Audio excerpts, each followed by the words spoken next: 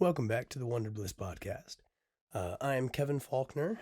I'm an artist, poet, and recovering fool who has made all kinds of mistakes in my life, lived in a very, very negative state of mind for a long time. And I've gotten out of it, and I feel way better, and I want to help others do the same. So here I am, trying to do just that, trying to spread a little bit of positivity and love in the world. Bear with me, and I appreciate you being here, these early podcasts especially, because I'm still learning how to do this, learning how to be a speaker, learning how to speak off the cuff,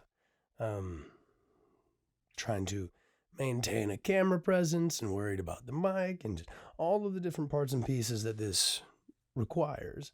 It's a lot to learn. It's a lot to grow comfortable with, and it's all somewhat terrifying and uncomfortable for me right now in these early episodes. But I do know that I feel quite prompted to go in this direction and do this. So here I am doing that. And I thank you for being here. I've said before, and I still believe that I want this to grow, turn into an interview show and everything that it can turn into, be awesome. But as of right now, I am using this as a chance to spread a positive message and promote my book that I just came out with called What Struggle Brings. It's a book of my art, poetry, and prose. It's all designed, written, illustrated, all the parts and pieces, all done by me. It's an expression of my heart and soul. And there was a lot of healing and dark and light all happening in this book here. It was quite the process to write it. I didn't set out to write the book. I just kind of fell into it because I started to write because I couldn't keep these thoughts in my mind anymore. I needed to make some sense of it. I needed to organize them, and it kind of just turned into the book. And I think that it can do some good for people. That's why I put it out. It's the most raw and vulnerable that I could be. And that's been something that's been quite difficult for me to do throughout my life, is to be open and vulnerable. So it's facing all of my insecurities and fears and everything to do it. But I want to help others because I've been in some very negative places, very negative, and I know what it's like. And it's not fun. And this life that we get to experience is so incredible. It's so wonderful. It is filled with all kinds of interesting things, places, people, everything that you could really imagine. We get to experience it. And if you're operating in the wrong mental, wrong headspace, you won't see it. And I've learned some lessons. I'm not an expert by any means, so don't come to me to answer all of your problems, but there are some things that I've learned, and I want to share it to the best of my ability. So here I am, learning how to do that. And thanks for being here. Hopefully it does some good for you. I'll try my best. But I've been going through so far, these early episodes, they will be stemming from my poetry book. I'm going to go through, read the poetry, and try to talk about whatever needs to be talked about in each poem, and try to extrapolate some good from it. But this is the 6th episode, so I'll be doing the 6th poem in the book. And that one here, it's an interesting one. Poem about feeling kind of lost and confused and floating around without any real sense of direction. And I know a lot of people probably feel quite the same. So let's go ahead and get into it. And maybe I might find something to say that might help you. We'll see. But this poem here, it's called Things to Find. There are things I've got to know, but they've never been told to me. I've got to learn them on my own because I'm grown now. I'm grown now. Shit, I'm grown now. And I've been standing on my own 2 feet, barely seeing clear, caught up in the haze I'm blowing because I'm barely breathing air, man. My head is feeling fuzzy.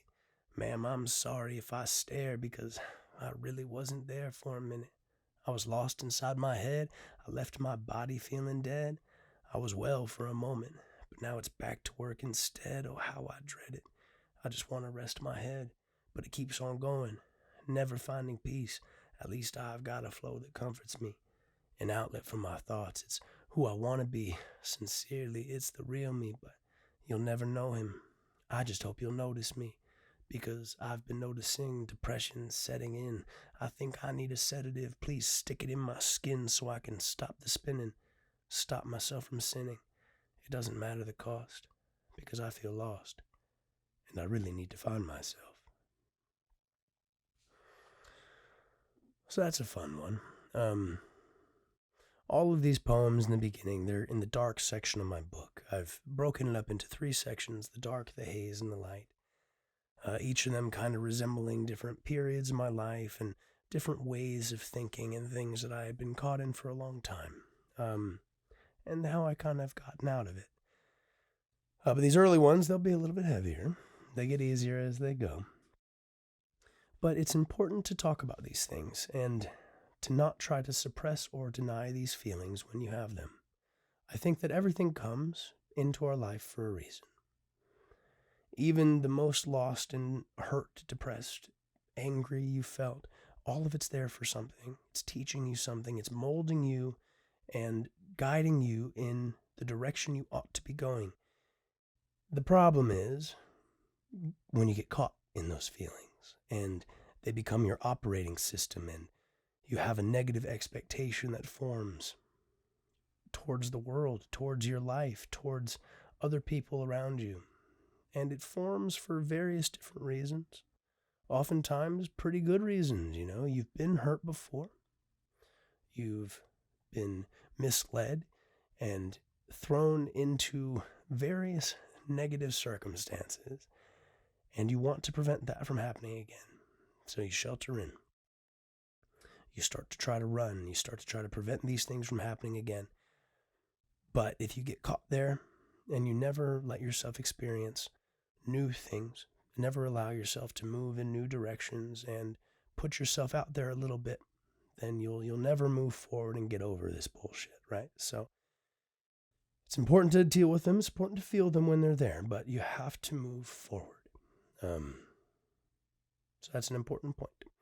But let's kind of go through this a little bit and see if I can try to connect with you wherever you may be right now. And it's difficult for me right now because I'm years past a lot of these things. I was writing to get my feelings out, but that was several years ago now when I was in that darkness, and I'm in a very different place. And I can remember how I felt, but I no longer feel these ways anymore. And I could try to put myself mentally back into those shoes, but I'd rather keep feeling positive. It's way better.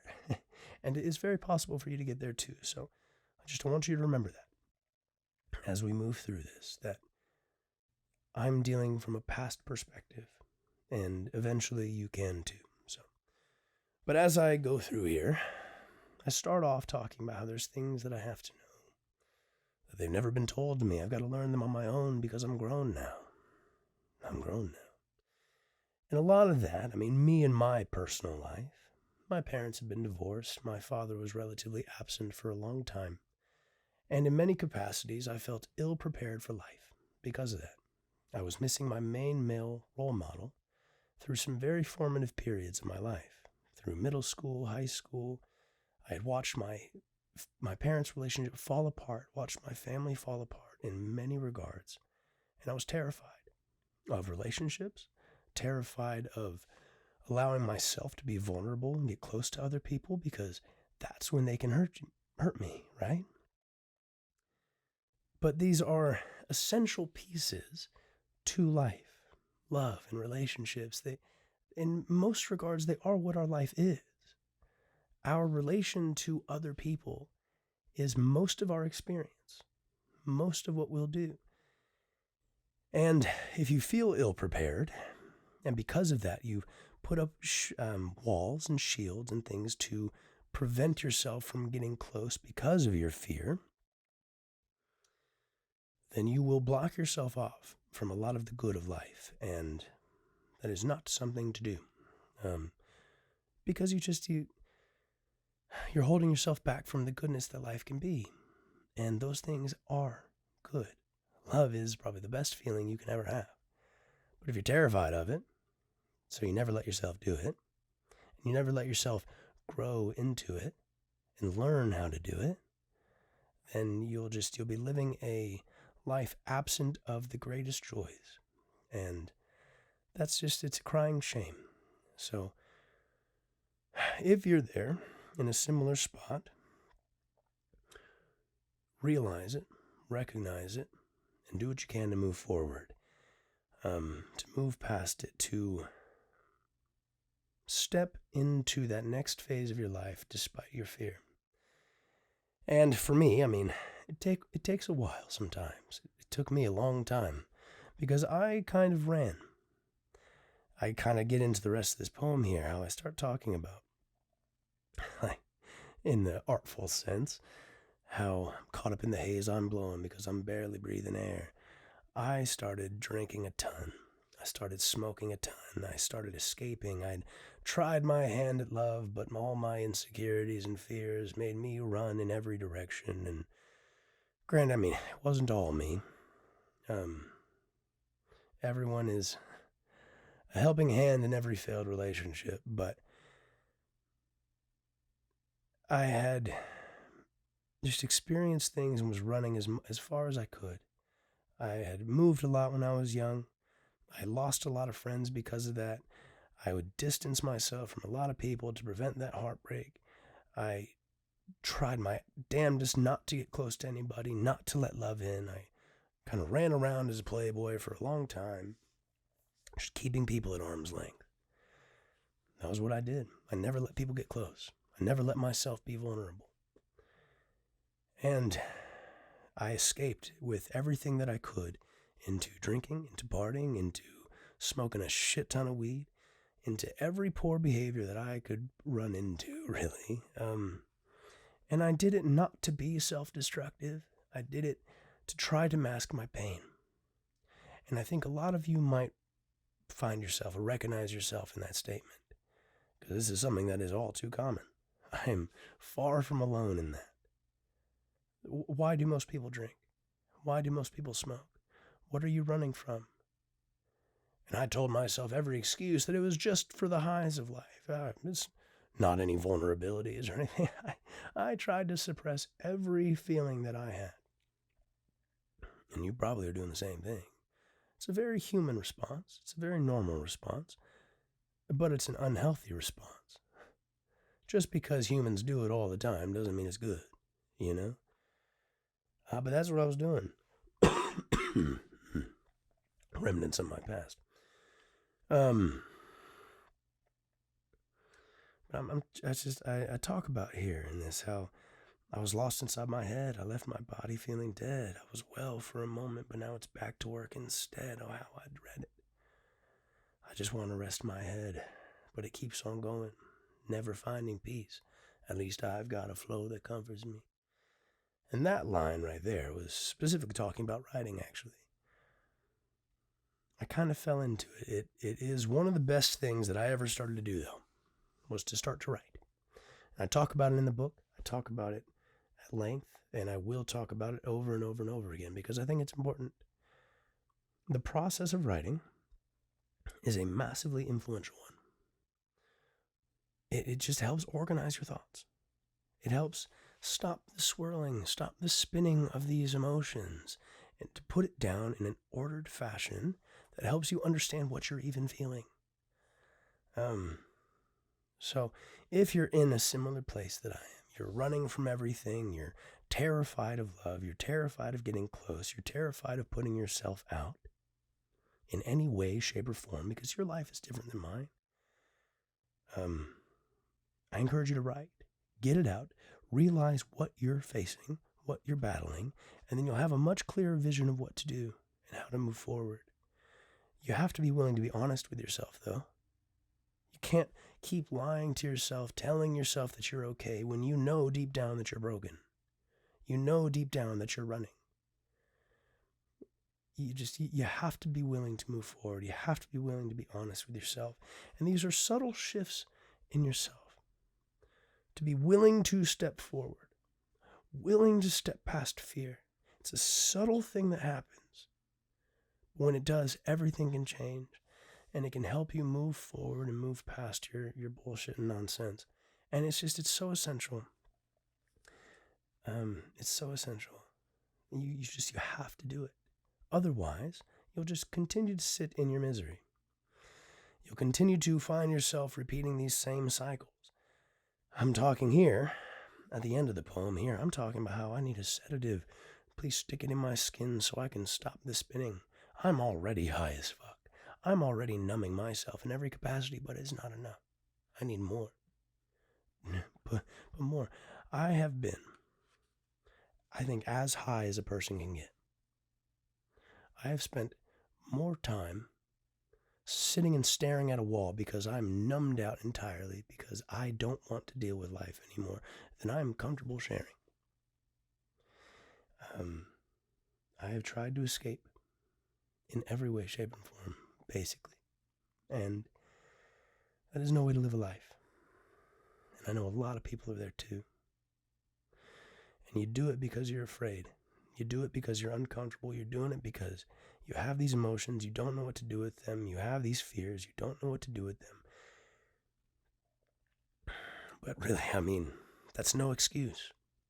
You may use it as an excuse. You may give yourself every excuse in the world as to why I need to do this and not face my fear. But it's no excuse, because if you want to live,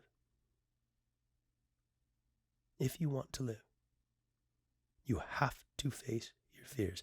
You have to overcome your nonsense. It'll be the hardest thing you ever do. But it'll be the best thing you ever do as well. So, I'll kind of call it there. I'm trying to keep these short episodes. I'm still learning how to do this. I'm doing this all myself. So, some of it's rambling messes. It's trying to analyze even my own poetry, and it's a tough thing. But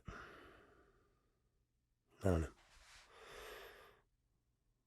But I mean, this type of thing, it's so essential, and we need more of it. We need more people being their genuine selves, absent of fear, willing to love, willing to share it, willing to talk about it. I'm trying to grow in that role. I'm far from perfect, and I'm far from an expert. But I'm going to try my best. Try to be there for you if you need me. And if you do, if you need specific advice, you have questions of what exactly maybe I meant in my ramblings here, put something in the comments. Send me a little message of some kind. Let me know what you're dealing with. Let me know what you need. Let me know how I may better serve you in my role. Was I open enough? Was I not? I'm not sure. Like I said, I'm still learning. But I want to be here for you however I can. I feel very compelled to do it. I've felt as negative as a person can get. And the more poetry we get into the book, you'll see what I mean. And I know a lot of people are there too, and it breaks my heart. Because I've shattered my own heart many times, and I know just how fucking shitty that feels. So, I don't want that for you. And so much of it is about subtle shifts in your mindset. Subtle perspective changes. And as I've learned this, I've learned kind of how simple it is. Simple is not easy, but it is relatively simple. And I'm going to try my best to share it with you. But I tried my best to put it in the book as best I could. If you'd like to support me, I deeply, greatly appreciate it. The book will be available on Amazon. May have to look for it in the book section. Their search tool is kind of shitty, but it's What Struggle Brings by Kevin Faulkner. I'll put links to it in the description. I'll do all of that. If you like poetry, if you like people being as expressive as they can be, I think you probably like it. But it might do something for you. It took a long time for me to put it all together and to try to do it in a meaningful way. It's not nearly as rambly because I spent months organizing my thoughts and words. I felt very prompted to do these, kind of free thought for whatever reason to get better at it. So I'm doing just that. But we may get lost, as I get lost in my own head sometimes. But I guess I'll call it there for now. And move forward with the next episode in a few days or whenever I film it. But try to open up a little bit. Try to spread some love. I'll try to do the same myself. But until next time, everybody,